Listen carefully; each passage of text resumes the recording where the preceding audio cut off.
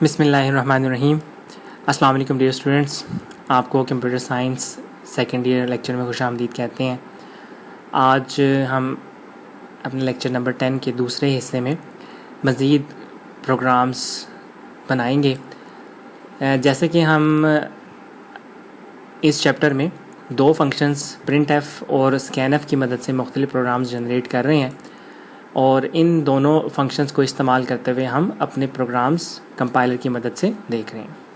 Dear students, सबसे पहले compiler की स्क्रीन पे जाने से पहले हम प्रिंट एफ़ के फंक्शन को रिवाइज़ कर लेते हैं। बेसिकली हमारे पास प्रिंट एफ़ का फंक्शन किसी भी आउटपुट को या किसी भी मैसेज को, किसी भी टेक्स्ट को स्क्रीन के ऊपर दिखाने के लिए इस्तेमाल होता है और हम हमेशा स्कैन एफ़ का फंक्शन जब भी इस्तेमाल करते हैं तो स्कैन एफ़ के फंक्शन के साथ हमेशा जो प्रिंट एफ़ का फंक्शन है उससे इस्तेमाल किया जाता है। तो प्रिंट एफ़ के फंक्शन को हम किसी भी मैसेज के लिए या कोई आउटपुट देखने के लिए हम इस्तेमाल करते हैं। हमारे पास प्रिंट एफ़ फंक्शन बेसिकली दो हिस्सों के ऊपर मुश्तमिल होता है। पहला हिस्सा हमारे पास फॉर्मेट स्ट्रिंग है। प्रिंट एफ़ के फंक्शन के अंदर डियर स्टूडेंट्स हम 3 काम करते हैं। सबसे पहला काम हम फॉर्मेट स्ट्रिंग के अंदर जो है वो टेक्स्ट लिख सकते हैं और जो हमारे पास पहला हिस्सा होता है इसे हम हमेशा डबल कोटेशन के अंदर ही रखते हैं। तो डबल कोटेशन के अंदर कुछ भी लिखा जाए वो ऐसा टेक्स्ट शुमार किया जाता है और उसे स्क्रीन के ऊपर देखा जा सकता है। इसके अलावा हम format specifiers %d, %c, %s, आपको जो भी फॉर्मेट स्पेसिफायर इस्तेमाल करना चाहते हैं उस फॉर्मेट स्पेसिफायर को भी इसी पहले हिस्से में ही इस्तेमाल करेंगे।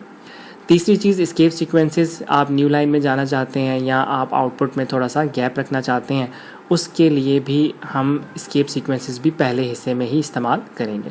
प्रिंट एफ़ के पहले हिस्से में हम 3 काम कर सकते हैं, टेक्स्ट लिख सकते हैं, फॉर्मेट स्पेसिफायर्स लिख सकते हैं और इसके अलावा एस्केप सीक्वेंसेस भी हम लिख सकते हैं। डियर स्टूडेंट्स, इसके बाद हमारे पास जो दूसरा हिस्सा है वो बेसिकली आर्गूमेंट लिस्ट का होता है। आर्गूमेंट लिस्ट जिन वेरिएबल्स को हमने इस्तेमाल किया होता है उन वेरिएबल्स को के नाम को देखना या उसकी वैल्यूज़ को चेक करना, उन वेरिएबल्स के अंदर हमने क्या महफूज किया हुआ है वो बेसिकली हमारे पास आर्गूमेंट लिस्ट्स होती हैं। तो जब भी हम किसी वैल्यू को देखना चाहते हैं तो हम उसकी वैल्यू को वहाँ पर आर्गूमेंट लिस्ट की मदद से उस वेरिएबल के नाम को हम देख सकते हैं। अब डियर स्टूडेंट्स, इसके साथ ही हम स्कैन एफ़ को भी देखते हैं और इन दोनों के दरमियान में कंपैरिजन भी कर लेते हैं कि प्रिंट एफ़ और स्कैन एफ़ के अंदर थोड़ा सा फ़र्क क्या है। तो डियर स्टूडेंट्स, जैसे कि हमारे पास ये स्कैन एफ़ फंक्शन है वो आपके पास जो प्रिंट एफ़ का फंक्शन था वो बेसिकली एक आउटपुट फंक्शन था, लेकिन ये हमारे पास जो स्कैन एफ़ का फंक्शन है ये एक आपके पास एक इनपुट का फंक्शन है। इससे हम जब भी यूज़र से कोई वैल्यू हासिल करना चाहते हैं, जैसे लास्ट लेक्चर में भी हमने बेस और हाइट यूज़र से जब हमें वैल्यू चाहिए थी तो हमने स्कैन एफ़ का फंक्शन इस्तेमाल किया था। डियर स्टूडेंट्स, इसके भी 2 हिस्से हैं। पहला हिस्सा उसी तरह प्रिंट एफ़ की तरह फॉर्मेट स्ट्रिंग के ऊपर ही मुश्तमिल होता है, लेकिन यहाँ पर आपने एक बात याद रखनी है कि स्कैन एफ़ के अंदर डबल कोटेशन के अंदर सिर्फ़ और सिर्फ फॉर्मेट स्पेसिफायर्स ही इस्तेमाल किए जाते हैं। प्रिंट एफ़ की तरह यहाँ पर हम ना तो टेक्स्ट लिख सकते हैं ना ही हम किसी एस्केप सीक्वेंस को यहाँ पर शामिल कर सकते हैं। अगर आप डबल कोटेशन में किसी मैसेज को या एस्केप सीक्वेंस को अगर आप यहाँ पर लिखेंगे तो वो एरर जनरेट करेगा। और इसके अलावा जो हमारे पास दूसरा जो डिफरेंस स्कैन एफ़ के फंक्शन में आता है वो यहाँ पर आपको ये एम्परसेंड साइन या ये एड्रेस ऑपरेटर नज़र आ रहा है। हम जब भी किसी वेरिएबल को डिक्लेयर करते हैं तो वेरिएबल को डिक्लेयर करने से पहले हम उससे पहले ये एड्रेस ऑपरेटर भी यहाँ पर लगाते हैं। तो वेरिएबल्स ये वही वेरिएबल्स हैं जिनकी हम वैल्यूज़ यूज़र के से मांगते हैं और यूज़र के कीबोर्ड से वैल्यू एंटर होने के बाद इन्हीं वेरिएबल्स के अंदर हमारी वो वैल्यूज़ 1 बाय 1 स्टोर होती रहती हैं। जोन सी आप यूज़र पहली वैल्यू लिख के एंटर प्रेस करेगा वो पहले वेरिएबल में, दूसरी वैल्यू दूसरे वेरिएबल में, इसी तरीके से सारी वैल्यूज़ हम यूज़र से बारी बारी उसके अंदर महफूज करवा सकते हैं। तो प्रिंट एफ़ की निस्बत स्कैन एफ़ के अंदर पहले हिस्से में हम सिर्फ़ और सिर्फ फॉर्मेट स्पेसिफायर्स का इस्तेमाल करेंगे और दूसरे हिस्से में हम वेरिएबल के साथ एम्परसेंड साइन या एड्रेस ऑपरेटर भी साथ में हम लगाते हैं। डियर स्टूडेंट्स, अब हम कंपाइलर अपने डेव C++ के कंपाइलर पे जाकर मज़ीद कुछ प्रोग्राम्स को एग्जीक्यूट करते हैं और उसके जाके एग्जीक्यूशन हम देखते हैं। तो अब हम चलेंगे अपनी कंपाइलर की स्क्रीन के ऊपर। स्टूडेंट्स, इस वक्त हम डेव C++ के कंपाइलर में मौजूद हैं। डेव C++ के कंपाइलर में सबसे पहले जब हम प्रोग्राम बनाएंगे तो उसके लिए हमें एक सोर्स फाइल क्रिएट करनी है। तो हम यहाँ पर फाइल न्यू और सोर्स फाइल पे सबसे पहले आप क्लिक करेंगे। हम इस फ़ाइल को साथ में सेव भी कर लेते हैं ताकि हम बाद में भी इस फ़ाइल को अगर इस्तेमाल करना चाहते हैं तो हम उसको सेव कर सकें। डियर स्टूडेंट्स, हम बेसिकली यहाँ पर टेम्परेचर की कन्वर्जन हम करना चाह रहे हैं, तो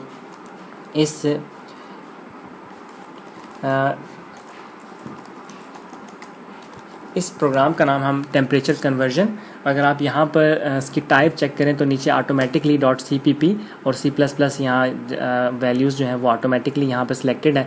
अगर आप इसके साथ .cpp लगाना चाहते हैं तो आप .cpp भी लगा सकते हैं, और अगर हम इसे सेव करेंगे तो ये हमारे पास फ़ाइल ऑटोमेटिकली .cpp के नाम से महफूज हो जाएगी। हम इस फ़ाइल को सेव कर लेते हैं।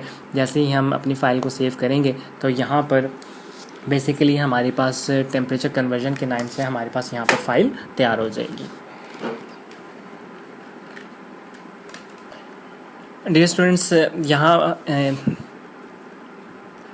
स्टूडेंट्स, टेम्परेचर कन्वर्जन के अंदर हमें प्रोग्राम की स्टेटमेंट यहाँ पर लिखी गई है। Write a program that gets temperature from the user in Celsius and convert it into Fahrenheit using the formula F is equal to 9/5 multiplied by C plus 32। Dear students, यहाँ पर दोबारा से आपको बताता चलूँ कि यहाँ पर आपको /* यहाँ पर नज़र आ रहा है। इसी तरह आपको इस प्रोग्राम की स्टेटमेंट की एंड के ऊपर * के बाद आपको दोबारा से एक / नज़र आ रहा है। ये बेसिकली हमारे पास कमेंट्स कहलाते हैं। हम किसी भी लाइन को कमेंट करने के लिए हम इसका इस्तेमाल करते हैं। अगर आप एक से ज़्यादा लाइंस को कमिट करना चाहते हैं तो उसके लिए हम * लगाते हैं, और जितनी भी लाइंस आपने कमेंट करनी हो हम उसके एंड के ऊपर दोबारा * को / का इस्तेमाल कर सकते हैं। बेसिकली हमारे इस प्रोग्राम के अंदर इस स्टेटमेंट का कोई हिस्सा नहीं है, ये हमारे पास प्रोग्राम का पार्ट नहीं है। ये जस्ट एक स्टेटमेंट के तौर पे हमने यहाँ पर लिखा है, या हम अपने याददाश्त के तौर पे इसको लिख रहे हैं कि हम बेसिकली इस प्रोग्राम के अंदर क्या करना चाहते हैं। जब भी हम अपने इस प्रोग्राम को ओपन करेंगे तो हम इस प्रोग्राम को पढ़ने के बाद समझ सकते हैं कि हमारे पास इस प्रोग्राम के अंदर क्या क्या हम करने जा रहे हैं। या आप किसी फार्मूले को या आप कोई नोट्स लिखना चाहते हैं तो उसको हम आम तौर पे कमेंट्स की सूरत में लिख लेते हैं। जब हम अपने प्रोग्राम को कंपाइल करेंगे तो कंपाइलेशन के दौरान में इस कमेंट का कोई भी हिस्सा कंपाइलर के अंदर शामिल नहीं होगा। प्रोग्राम इन कमेंट्स वाली लाइन को अपने प्रोग्राम से अलहदा रखेगा और ये अपनी एग्जीक्यूशन के अंदर शामिल नहीं करेगा। अगर आप सिंगल लाइन को कमेंट करना चाहते हैं तो आप 2 / का इस्तेमाल करेंगे, और अगर आप मल्टीपल लाइंस को कमेंट करना चाहते हैं तो / के साथ आप मल्टीपल लाइंस को कमेंट कर सकते हैं। तो डियर स्टूडेंट्स, हम इन 3 लाइनों को, क्योंकि ये हमारे प्रोग्राम का हिस्सा नहीं है, ये बेसिकली प्रोग्राम की स्टेटमेंट है, तो हमने इन तीनों लाइनों को यहाँ पर कमेंट कर लिया है और हम यहाँ पर अपने प्रोग्राम के बारे में पढ़ सकते हैं। तो डियर स्टूडेंट्स, जैसे कि प्रोग्राम हमें बता रहा है कि हमने इस वक्त यूज़र से टेम्परेचर मांगना है, और वो हमें यूज़र जो टेम्परेचर है वो बेसिकली सेल्सियस के अंदर हमें अपना टेम्परेचर प्रोवाइड करेगा। तो इसका मतलब ये है कि इस वक्त हमने यूज़र से सिर्फ एक ही वैल्यू मांगनी है, और वो बेसिकली वैल्यू हमारे पास सेल्सियस के अंदर होगी। जैसे ही हमारे पास स्कैनफ के फंक्शन की मदद से सेल्सियस की वैल्यू हमारे पास रिसीव होगी, हम उसको कन्वर्ट करेंगे फ़ारेनहाइट के अंदर, और फ़ारेनहाइट के लिए हमें यहाँ पर फार्मूला गिवन है जो यहाँ पर हमारे पास लिखा गया। हम इस फार्मूले के अंदर जो C की वैल्यू या सेल्सियस की वैल्यू यहाँ पर हमें गिवन होगी, हम उस वैल्यू को यहाँ पर इस्तेमाल करते हुए फार्मूले की मदद से उसे कैलकुलेट करेंगे। तो डियर स्टूडेंट्स, ये हमारे पास एक प्रोग्राम है। तो सबसे पहला जो हम किसी भी प्रोग्राम को लिखने के लिए हम सबसे पहले हमें मालूम है कि हम हेडर फाइल्स शामिल करते हैं। इसके लिए हम हमेशा हैश लिखते हैं, इसके बाद हम इंक्लूड लिखते हैं, एंगल ब्रैकेट्स लगाते हैं और .io.h। ये हमारे पास सबसे पहली हेडर फाइल आ गई। इसके बाद हम लिखते हैं hash include stdio. Standard input output. अब हम इसको कमिट कर लेते हैं ताकि आप इसको अच्छे तरीके से याद रखें। ये प्री प्रोसेसर डायरेक्टिव्स कहलाते हैं।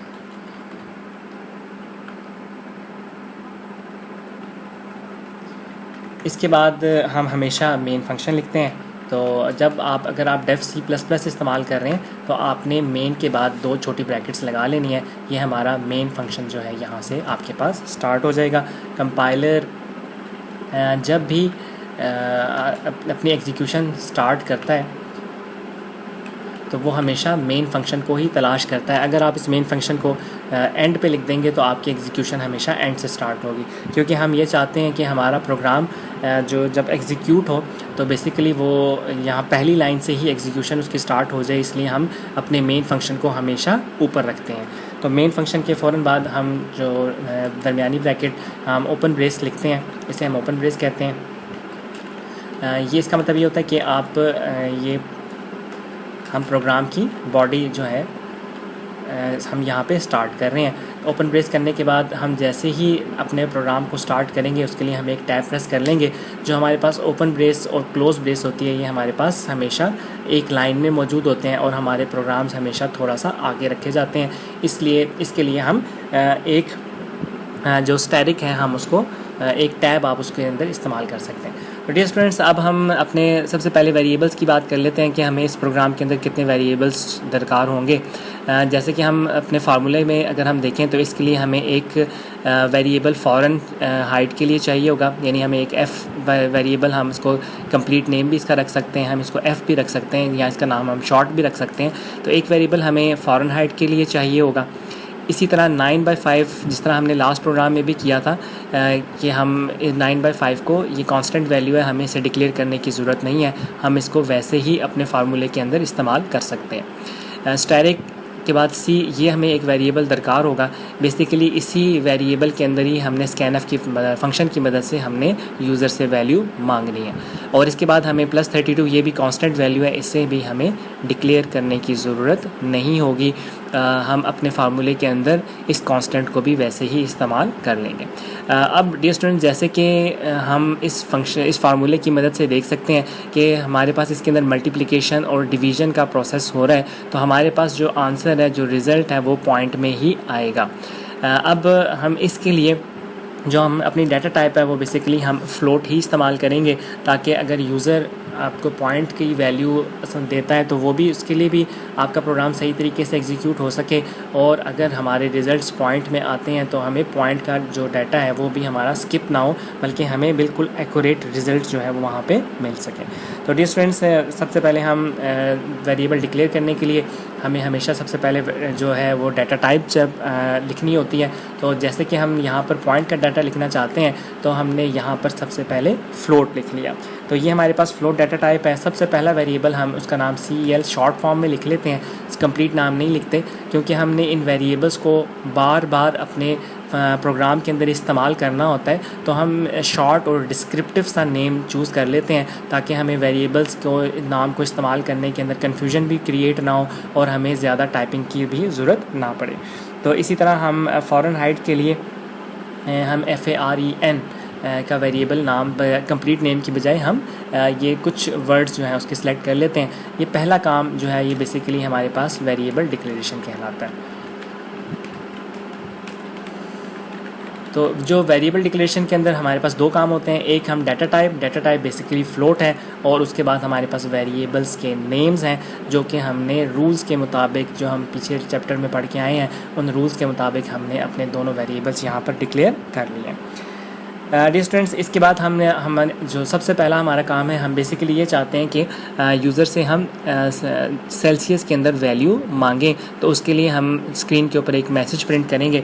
तो मैसेज को प्रिंट करने के लिए हमें यहाँ पर printf फंक्शन की ज़रूरत होगी। तो हम यहाँ पर printf फंक्शन इस्तेमाल करेंगे। आपने दोनों ब्रैकेट्स लगानी है, इसके बाद आपने डबल कोटेशन का इस्तेमाल करना है। और अब हम एक मैसेज लिख लेते हैं, एंटर टेम्परेचर इन सेल्सियस। इसके साथ ही हम जो एस्केप सीक्वेंस है उसे भी हम लिख लेते हैं। तो आपके पास जैसे एस्केप सीक्वेंस की मदद से हमारे पास जो प्रोग्राम है, प्रोग्राम के फ़ौरन बाद ये न्यू लाइन के ऊपर एंटर हो जाएगा। तो सबसे पहले स्क्रीन के ऊपर हमारे पास बेसिकली ये मैसेज लिखा हुआ आएगा, जिसके अंदर यूज़र को मैसेज देखते ही अंदाज़ा हो जाएगा कि इस वक्त जो स्क्रीन रुक गई है वो बेसिकली यूज़र से कोई वैल्यू मांग रही है, इनपुट का इंतज़ार कर रही है। यूज़र जैसे ही कीबोर्ड से कुछ भी नंबर लिखने के बाद एंटर प्रेस करेगा, वो वैल्यू बेसिकली हमारे पास CEL के अंदर हम उसको स्टोर कर लेंगे। तो CEL के अंदर स्टोर करने के लिए हम scanf का फंक्शन इस्तेमाल करेंगे। तो हम एंटर कर लेते हैं स्कैनफ के फंक्शन के लिए हमारे पास उसी तरह से दोनों ब्रैकेट्स होंगी, डबल कोटेशन। अब ये हमारे पास बेसिकली फ़्लोट है। फ़्लोट के लिए हम जो अपना डाटा टाइप है वो उसके लिए हम %f इस्तेमाल करेंगे। %f करने के बाद यहाँ पर हम कॉमा लगाएंगे और कॉमा के बाद हम जो वैल्यू है वो बेसिकली CEL के अंदर स्टोर करना चाह रहे हैं। CEL के बाद हम यहाँ पर टर्मिनेटर लगा देंगे। तो ये बेसिकली हमारे पास इनपुट फंक्शन है। तो ये हमने अपना स्कैनफ का फंक्शन बेसिकली इनपुट फंक्शन हमने यहाँ पर इस्तेमाल कर लिया है। तो स्कैनफ फंक्शन हमारे पास यहाँ पर इस्तेमाल हो गया। अब इसके बाद हमारे पास बारी आती है फार्मूले की। अब जैसे कि हमारे पास फार्मूला यहाँ पर गिवन है, तो हम इस फार्मूले को यहाँ पर लिख लेंगे। तो अब हम जैसे कि हमारे पास फार्मूला है, फार्मूले के लिए हमें फ़ारेनहाइट चाहिए। तो हम सबसे पहले फ़ारेनहाइट की वैल्यू लिखेंगे FAREN इज़ इक्वल टू 9.0। क्योंकि हमारे पास ये फ्लोट डाटा टाइप है इसलिए हम इसे इस तरह से लिख सकते हैं, डिवाइडेड बाय 5.0 स्टैरिक।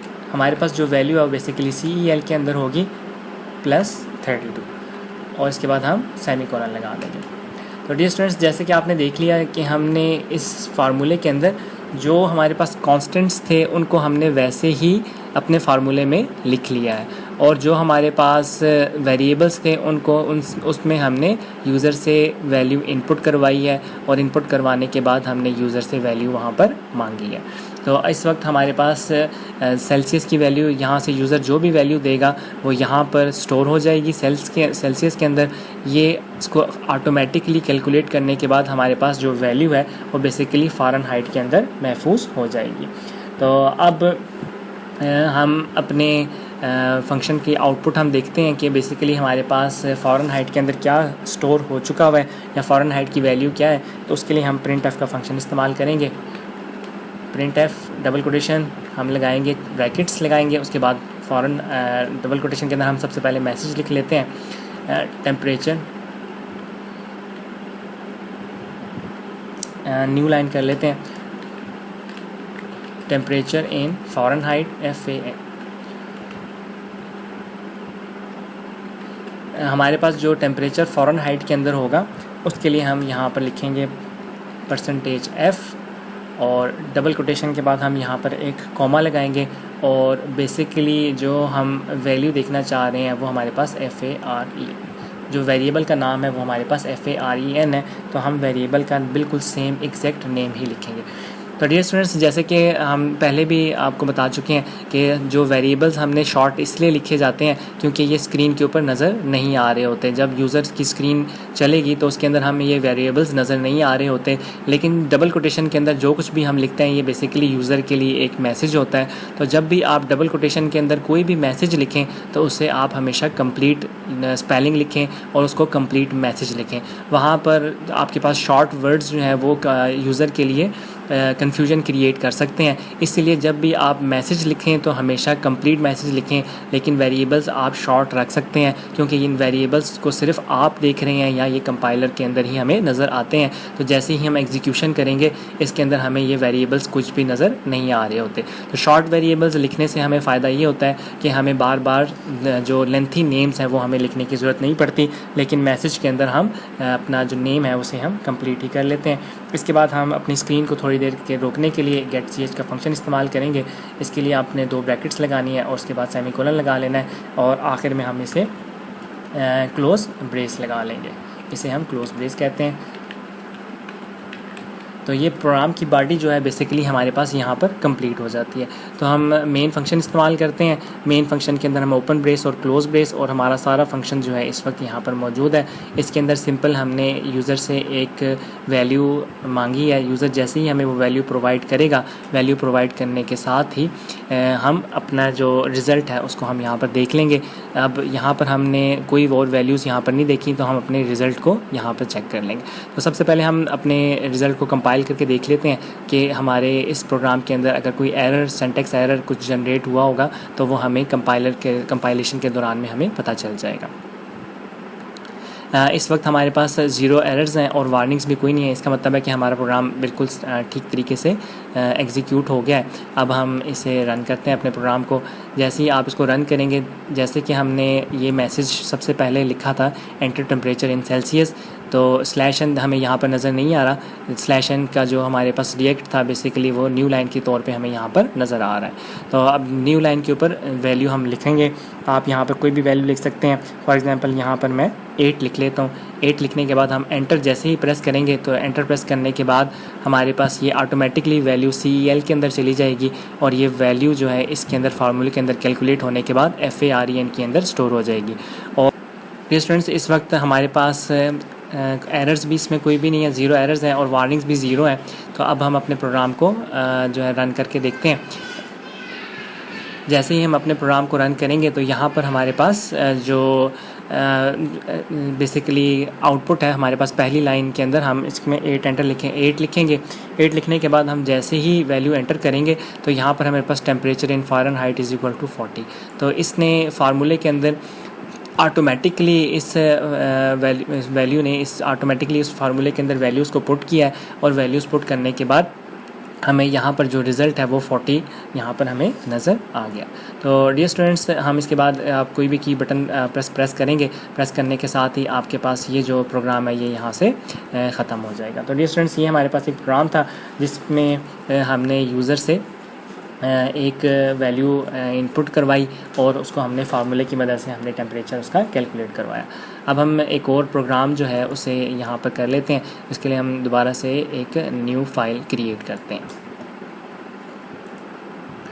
हम इस फाइल का नाम इसको हम सेव एज़ कर लेते हैं और यहाँ पर हम बेसिकली कैलकुलेटर हम बनाना चाह रहे हैं। एक सिंपल जो एडिशन, मल्टीप्लिकेशन, सब्ट्रैक्शन कर सकता हो, तो हम इसका नाम कैलकुलेटर रख लेते हैं। इसका नाम हम कैलकुलेटर रखने के बाद हम इसको सेव कर लेते हैं। अब हमारे पास यहाँ पर एक और स्क्रीन ओपन हो चुकी है जिसका नाम हमारे पास कैलकुलेटर है। तो डियर स्टूडेंट्स, सबसे पहले हम इसकी स्टेटमेंट देख लेते हैं कि हम इस स्टेटमेंट में हम बेसिकली क्या करना चाहते हैं। डियर स्टूडेंट्स, जैसे कि यहाँ पर हमारे पास प्रोग्राम की स्टेटमेंट मौजूद है। यहाँ पर इस प्रोग्राम के अंदर वो कह रहा है कि write a program that input 4 numbers and calculate the sum, average and product of all the numbers. हम इस प्रोग्राम के अंदर यूज़र से बेसिकली 4 नंबर्स इनपुट करवाएंगे और उन चारों नंबर्स को हम सबसे पहले उनका सम फाइंड करेंगे, उनका हम आपस में प्लस करेंगे। उसके बाद हम उनकी एवरेज फाइंड करेंगे और उसके बाद फिर हम उसका जो प्रोडक्ट है वो हम उसको फाइंड करेंगे। और इसके लिए हमारे पास सम, एवरेज और प्रोडक्ट के लिए हमारे पास सिंपल फार्मूले हैं। उसके लिए हमें फार्मूला यहाँ पर लिखने की ज़रूरत या हमें देने की ज़रूरत नहीं है। तो हम बिल्कुल आसानी के साथ हम इस प्रोग्राम को कर सकते हैं। यहाँ पर हमारे पास एक साथ 4 इनपुट्स जो हैं वो यहाँ पर मांगी गई हैं। तो डियर स्टूडेंट्स, हम अपने प्रोग्राम को सबसे पहले स्टार्ट करते हैं। तो हमारे पास सबसे पहला जो प्रोग्राम है बेसिकली हम हेडर फाइल से शुरू करते हैं।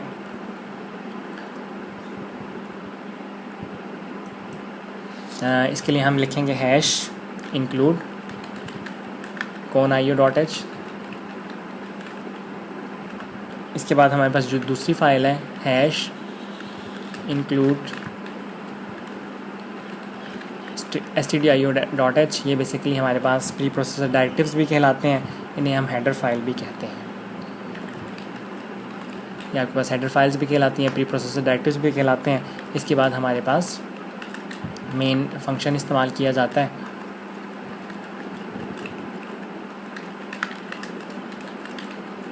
मेन फंक्शन के बाद हम ओपन ब्रेस लिखते हैं।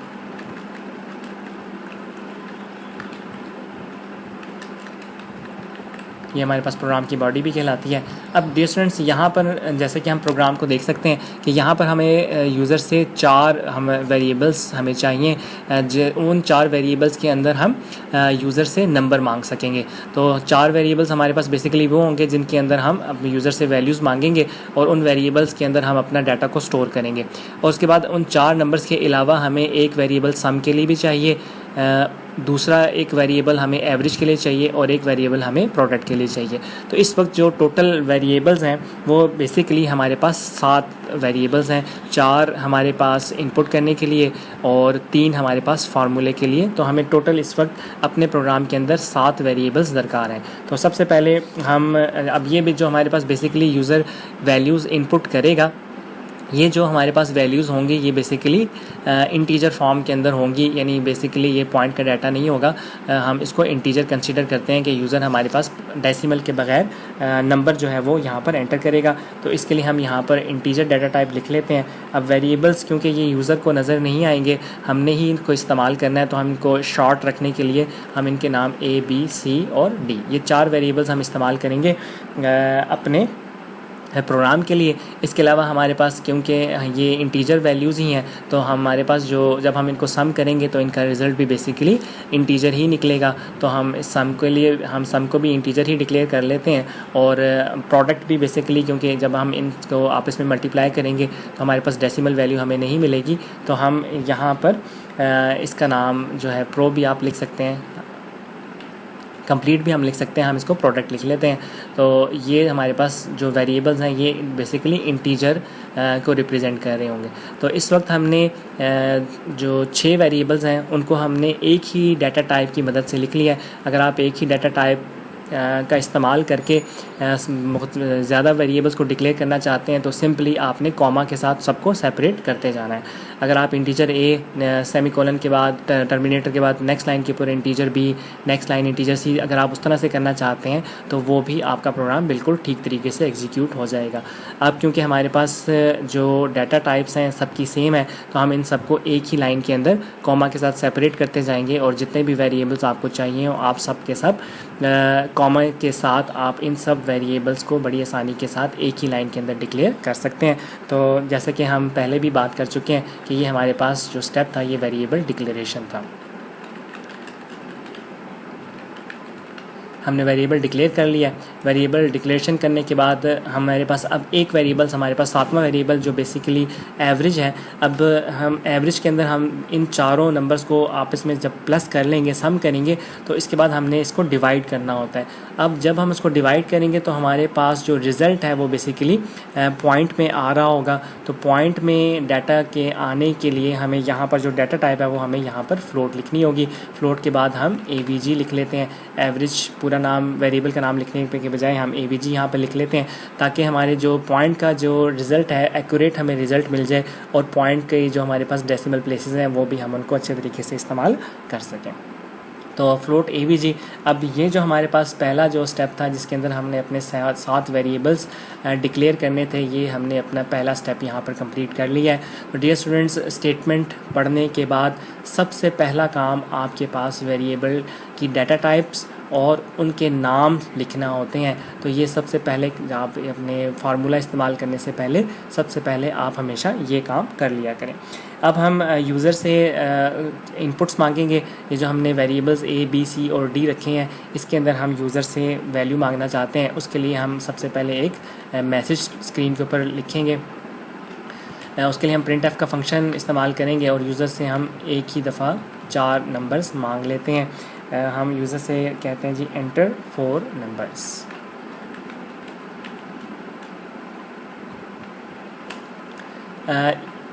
लाइन के को एंड करने के लिए हम यहाँ पर टर्मिनेटर का इस्तेमाल करेंगे। ये बेसिकली हमारे पास आउटपुट का फंक्शन था। अब हम स्कैनफ का फंक्शन इस्तेमाल करेंगे। स्कैनफ के फंक्शन के लिए हम चारों वेरिएबल्स एक साथ ही एक ही लाइन के अंदर हम चारों वैल्यूज़ यूज़र से मांगेंगे। इसके लिए हमारे पास डबल कोटेशन इस्तेमाल होगा। डबल कोटेशन करने के बाद हम चारों वेरिएबल्स जो हैं उनके हम नाम यहाँ पर लिखेंगे। तो इसके हमारे पास क्योंकि यहाँ पर जो डाटा टाइप है वो बेसिकली इंटीजर है, तो इंटीजर के लिए हम %d यहाँ पर इस्तेमाल करते हैं। तो हम सबसे पहले %d, ये हमारे पास बेसिकली पहला जो डाटा टाइप है A के लिए, ये हमने यहाँ पर पहला उसको डिक्लेयर किया है। अब जो दूसरा हमारे पास वेरिएबल है वो भी बेसिकली इंटीजर ही है, तो उसके लिए दोबारा से हम %d लिखेंगे। ये जो हमारे पास %d है ये बेसिकली हमारे पास B को रिप्रेजेंट कर रहा है। इसके साथ ही हमारे पास जो तीसरा वेरिएबल है वो भी इंटीजर ही है, तो हम दोबारा से %d लिखेंगे। ये हमारे पास तीसरे वेरिएबल को रिप्रेजेंट कर रहा है। और इसके बाद हमारे पास जो चौथा वेरिएबल है वो भी बेसिकली इंटीजर ही है, तो हम दोबारा से %d लिखेंगे। तो अब ये हमारे पास चौथा वेरिएबल भी इंटीजर ही है। अब ये चारों वेरिएबल्स के लिए आपको जितनी भी इनपुट करवानी होंगी आपने सेपरेटली उतने ही जो आप फॉर्मेट स्पेसिफायर्स हैं उतने ही फॉर्मेट स्पेसिफायर्स आपने लिखने होंगे। अगर फॉर्मेट स्पेसिफायर्स डिफरेंट हैं तो आप फॉर्मेट स्पेसिफायर्स साथ साथ चेंज करते जाएंगे। तो डियर स्टूडेंट्स, हमने इसके बाद डबल कोटेशन के बाद हम कॉमा लगाएंगे। अब हमारे पास जो वेरिएबल्स हैं तो सबसे पहले हम एम्परसेंड का साइन लगाएंगे और उसके बाद हम ए लिखेंगे। तो जैसे ही यूज़र पहली वैल्यू लिखने के बाद एंटर प्रेस करेगा वो ऑटोमेटिकली उसका जो वैल्यू है वो ए के अंदर महफूज हो जाएगी। कॉमा लगाने के बाद हम दोबारा से एम्परसेंड साइन इस्तेमाल करेंगे और उसके बाद बी लिखेंगे। इसके बाद जो दूसरे नंबर के ऊपर वैल्यू लिखी जाएगी वो बेसिकली बी के अंदर महफूज हो जाएगी और इसके बाद जो तीसरी वैल्यू है वो हमारे पास सी के लिए इस्तेमाल की जाएगी और चौथी वैल्यू हमारे पास डी के लिए इस्तेमाल की जाती है। तो डियर स्टूडेंट्स, आपने आर्गूमेंट लिस्ट के अंदर इसको कॉमा से सेपरेट करना है, लेकिन फॉर्मेट स्ट्रिंग के अंदर आपको किसी भी कॉमा वगैरह की ज़रूरत नहीं होती, क्योंकि हम लेक्चर के शुरू में हम बात कर चुके हैं कि स्कैनफ के अंदर सिर्फ़ और सिर्फ हम फॉर्मेट स्पेसिफायर्स ही इस्तेमाल करते हैं। तो इस स्कैनफ के एंड के हम टर्मिनेटर लगा लेंगे ताकि हमारा प्रोग्राम जो है उसके अंदर किसी किस्म का जो एरर है वो जनरेट ना हो। तो डियर स्टूडेंट्स, हमने ये चारों वैल्यूज़ एक ही लाइन के अंदर, एक ही स्कैनफ के फंक्शन के अंदर हमने चारों वैल्यूज़ यूज़र से यहाँ पर हमने हासिल कर ली हैं। अगर हम इनको अलग अलग इनपुट करवाना चाहते हैं तो उसके लिए आपको 4 दफ़ा printf और 4 दफ़ा scanf करना होगा। तो आप एंटर फर्स्ट नंबर और %d एंड ए, उसके बाद एंटर सेकंड नंबर, उसके लिए scanf function, enter third number, उसके लिए दोबारा स्कैनफ फंक्शन और चौथा printf, एंटर फोर्थ नंबर और उसके लिए दोबारा स्कैनफ फंक्शन। तो इसमें आपकी 8 लाइनें इस्तेमाल हो जाएंगी, लेकिन अगर आप इस तरह से लिखेंगे तो आपके पास इन दोनों लाइनों के अंदर हमारे पास 4 वैल्यूज़ हम बड़ी आसानी के साथ इस्तेमाल कर सकते हैं। तो डियर स्टूडेंट्स, जैसे ही हमारे पास यहाँ पर चारों वैल्यूज़ ए बी सी और डी के अंदर महफूज हो चुकी होंगी तो हमारे पास ये जो वैल्यूज़ हैं इन वैल्यूज़ को हम अब इस्तेमाल करेंगे फार्मूले के अंदर। तो जैसे कि हम अपने प्रोग्राम के अंदर देख सकते हैं, सबसे पहले हमने वैल्यू को सम करना है और जो हमने वेरिएबल का नाम रखा हुआ है वो बेसिकली सम है। तो हम यहाँ पर सबसे पहले सम को इस्तेमाल करेंगे। सम इज़ इक्वल टू जो ए, सिंपल फार्मूला हम इस्तेमाल करेंगे A plus B plus C plus D. आखिर में आपने टर्मिनेटर ज़रूर लगाना है। ये बेसिकली हमारे पास प्रोग्राम को सम करेगा, ये सम का फार्मूला है। इसके बाद हम दूसरा फार्मूला भी साथ ही लगा देते हैं, product is equal to product मतलब सिंपली हम इनको आपस में मल्टीप्लाई करना चाह रहे हैं, A asterisk B asterisk C asterisk D. इसके बाद हम टर्मिनेटर लगा देंगे। ये बेसिकली हमारे पास प्रोडक्ट का फार्मूला है। और इसके बाद हम एवरेज के फार्मूले को, इसके लिए हमारे पास वेरिएबल का नाम बेसिकली AVG है। हम इसको पहले ही सम कर चुके हैं तो हम उसी को ही इस्तेमाल कर लेंगे, डिवाइडेड बाय 4, और हम इसको इस्तेमाल कर सकते हैं। तो ये हमारे पास बेसिकली एवरेज का फार्मूला है।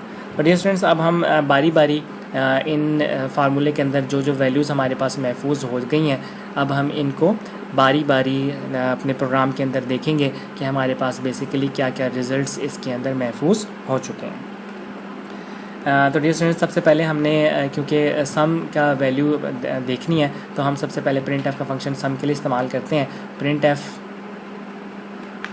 हम यहाँ पर एक मैसेज लिख लेते हैं, sum of all numbers is equal to, हम ये हमारे पास क्योंकि जो सम है ये इंटीजर डाटा टाइप पे मुश्तमिल है, इसलिए हम यहाँ पर %d लिख लेंगे और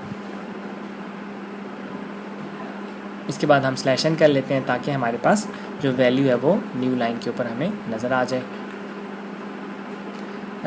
अब /n यहाँ पर हम जो वैल्यू है वो बेसिकली हम सम के अंदर हमने रखी हुई है, तो हम यहाँ पर सम लिखेंगे और इसके आखिर में हमने टर्मिनेटर लाजमी लगाना है। तो ये जो हमारे पास पहला printf है, ये हमें जो भी वैल्यूज़ A B C और D में यूज़र ने एंटर की होंगी उसका जो भी रिज़ल्ट होगा हमें यहाँ पर वह नज़र आ जाएगा। इसके बाद हम दोबारा से printf का फंक्शन इस्तेमाल करते हैं। अब printf का फंक्शन हम प्रोडक्ट के लिए इस्तेमाल करेंगे, तो हम दोबारा से एक मैसेज लिख लेते हैं, product of all numbers is equal to, ये भी हमारे पास क्योंकि इंटीजर ही है तो इसके लिए हम %d इस्तेमाल करेंगे और हम न्यू लाइन कर लेते हैं ताकि नेक्स्ट जो हमारे पास है वो यहाँ पर आ जाए, कॉमा, और इसके लिए हमारे पास वेरिएबल का नाम हमें कंप्लीट लिखना होगा। हम यहाँ पर प्रोडक्ट लिख लेते हैं। लाइन के आखिर में हमने सेमीकोलन लाजमी, टर्मिनेटर लाजमी यहाँ पर लगाना होता है। तो इस वक्त हमारे पास बेसिकली ये दोनों जो सम और प्रोडक्ट हैं ये हम यहाँ पर इसको देख सकते हैं। इसके बाद हमारे पास तीसरा जो प्रिंट एफ है जो हमारे पास लास्ट है डबल कोटेशन, हम इसके बाद एवरेज को देखना चाहते हैं।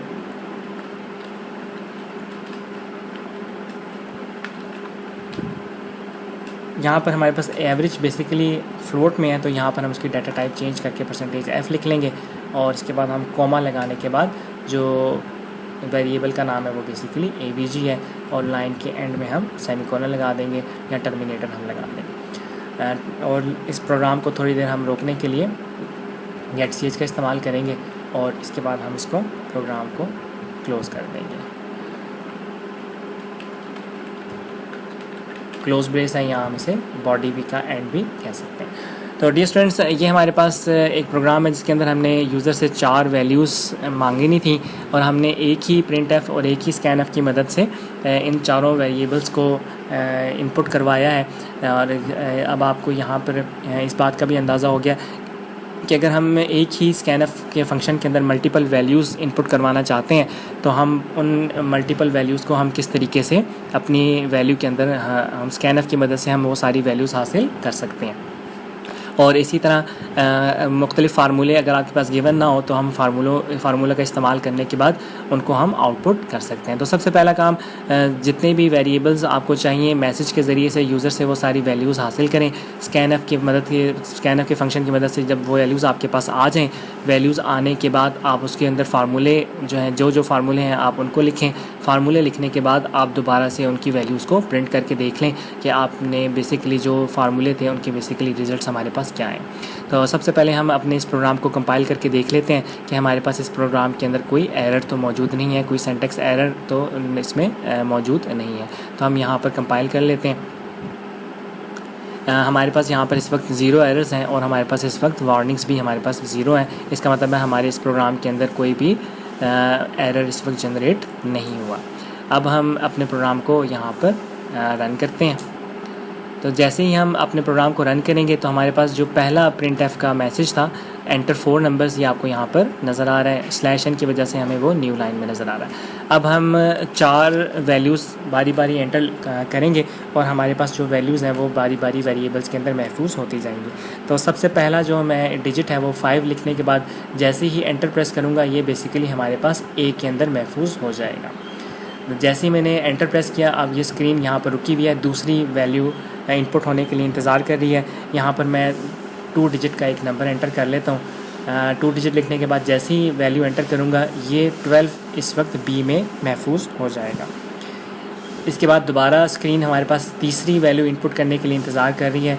यहाँ पर मैं 7 लिखने के बाद जैसे ही एंटर प्रेस करूँगा तो ये 7 हमारे पास बेसिकली C के अंदर महफूज हो जाएगा। और इसके बाद हमारे पास जो 4th वैल्यू है उसके लिए हम 2 यहाँ पर हम लिख लेते हैं। जैसे ही 2 लिखने के बाद मैं एंटर प्रेस करूँगा तो ये हमारे पास वैल्यू जो है वो 2D के अंदर महफूज हो जाएगी और हमारा स्कैनएफ का फंक्शन यहाँ पर कंप्लीट हो जाएगा। स्कैनएफ के फंक्शन कंप्लीट होने के बाद ऑटोमेटिकली इन चारों को प्लस करने के बाद उसका रिज़ल्ट सम के अंदर महफूज हो जाएगा। प्रोडक्ट का आंसर प्रोडक्ट में चला जाएगा, एवरेज का आंसर एवरेज के अंदर ऑटोमेटिकली महफूज हो जाएगा। और उसके बाद हमारे पास जो पहला प्रिंट एफ का हमारे पास मैसेज है और वो उसके बाद दूसरा और तीसरा रिज़ल्ट्स के साथ हमें यहाँ पर नज़र आ जाएगा। तो अब इसके साथ ही मैं यहाँ पर एंटर प्रेस करता हूँ। जैसे ही मैंने एंटर प्रेस किया तो सबसे पहले हमारे पास जो सम ऑफ़ ऑल नंबर्स यहाँ पर आपको नज़र आ रहा है, सम ऑफ़ ऑल नंबर्स, अगर हम इन सब को प्लस करें तो हमारे पास इसका आंसर 26 आ जाता है। इसी तरह न्यू लाइन /n से हमारे पास ये न्यू लाइन में चला गया है। यहाँ पर हमारे पास है product of all numbers. Product of all numbers यहाँ पर आपके पास 840, अगर हम इन सब को मल्टीप्लाई करें तो इसका आंसर 840 आ जाता है।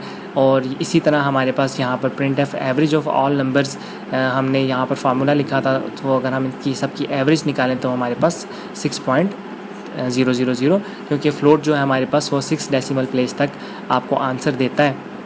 तो हमारे पास यहाँ पर आपको 6 डेसिमल प्लेसेस तक यहाँ पर आंसर नज़र आ रहे हैं। तो डियर स्टूडेंट्स, जैसे कि आपने देखा कि यहाँ पर हमने 4 नंबर्स यूज़र से मांगे और उसके बाद हमने फार्मूला लिखा और फार्मूला लिखने के बाद हमारे जो रिज़ल्ट्स हैं वो हमारे सामने यहाँ पर आपको नज़र आ रहे हैं।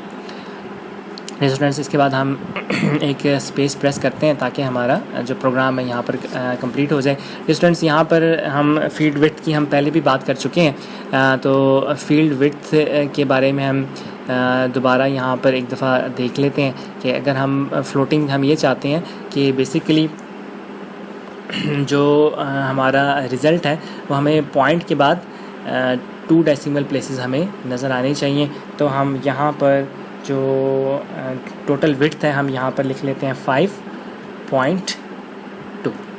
तो हम जो अपनी हमारा आंसर है वो बेसिकली उसकी जो विड्थ होगी वो टोटल 5 होगी और पॉइंट के बाद हमें सिर्फ 2 डेसिमल प्लेसेस ही यहाँ पर नज़र आ रहे होंगे। तो डियर स्टूडेंट्स हम दोबारा अपने इस प्रोग्राम को यहाँ पे कंपाइल करते हैं और उसमें देख लेते हैं कि कोई एरर तो नहीं है। हमारे पास प्रोग्राम बिल्कुल ठीक तरीके से कंपाइल हो चुका है और अब हम इसको रन करते हैं। तो डियर स्टूडेंट्स हम यहाँ पर जल्दी से 4 नंबर्स यहाँ पर एंटर कर लेते हैं।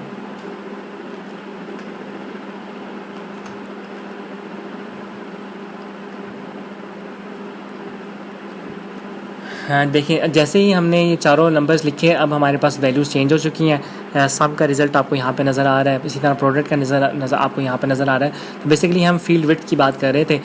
यहाँ पर हमने आपके पास प्रिंट एफ के फंक्शन के अंदर यहाँ पर जब हमने 5.2 लिखा है, इसका मतलब है हम पॉइंट के बाद जस्ट 2 डेसिमल प्लेसेस चाह रहे हैं। तो हमें यहाँ पर पॉइंट के बाद 2 डेसिमल प्लेसेस तक ही रिज़ल्ट नज़र आ रहा है। तो आप फील्ड विड्थ की मदद से अपने आउटपुट को कंट्रोल कर सकते हैं। बाय डिफ़ॉल्ट जब भी आप फ्लोट की वैल्यू को आप इस्तेमाल करेंगे तो बाय डिफ़ॉल्ट हमेशा आपको 6 डेसिमल प्लेसेस तक ही उसके रिज़ल्ट्स नज़र आएंगे। तो ये हमारे पास, अगर आप उसको कंट्रोल करना चाहते हैं तो उसको आप कंट्रोल भी कर सकते हैं। आप फील्ड विड्थ स्पेसिफायर की मदद से भी देख सकते हैं। इसी तरह हम अभी यहाँ पर एक स्पेस प्रेस करने के बाद अगर आप इन सारी आउटपुट्स को आप एक ही प्रिंट एफ के अंदर देखना चाहते हैं तो हम वो भी देख सकते हैं। उसके लिए हम एक सैम्पल प्रोग्राम यहाँ पर दोबारा से एक प्रिंट एफ लिख लेते हैं। Print f double quotation sum is equal to %d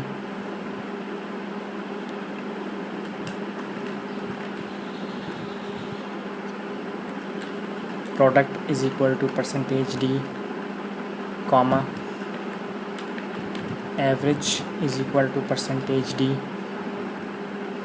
और सबसे पहली जो बेसिकली वैल्यू है वो हमारे पास है सम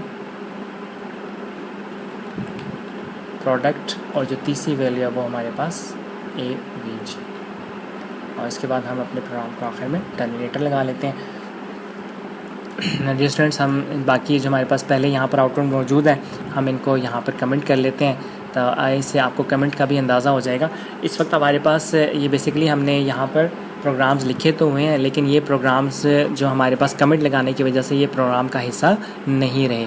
अब हमारे पास जैसे ही ये आपके पास फार्मूले कैलकुलेट होंगे, इसके बाद ये हमारे पास कमेंट की वजह से प्रोग्राम का हिस्सा नहीं रहे, हमारे पास ये जो प्रिंट एफ का मैसेज है ये हमें यहाँ पर नज़र आएगा।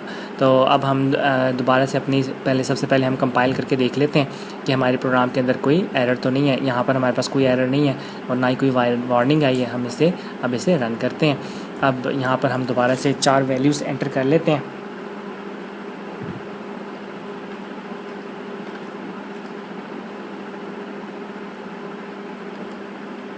जैसे ही हमने एंटर किया अब आप यहाँ पे देख सकते हैं सम हमारे पास इसका 59 है, कॉमा के बाद प्रोडक्ट इसका 33600 है और यहाँ पर हमारे पास जो एवरेज है बेसिकली हमने यहाँ पर एक छोटी सी मिस्टेक की है।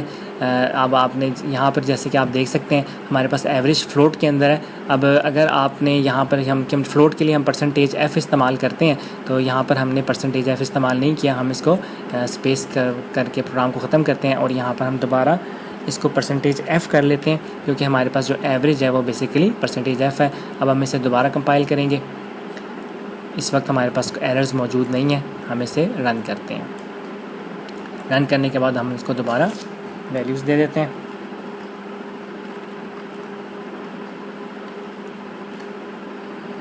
जैसे ही हम एंटर करेंगे तो हमारे पास सम, प्रोडक्ट और एवरेज की ये वैल्यूज़ जो हैं ये आपको यहाँ पर नज़र आ रही होंगी। अगर आप उसको फील्ड विड्थ की मदद से इन वैल्यूज़ को कंट्रोल करना चाहते हैं तो आप फील्ड विथ स्पेसिफायर की मदद से आप इसको कंट्रोल भी कर सकते हैं। तो डियर स्टूडेंट्स, ये हमारे पास 2 प्रोग्राम्स थे।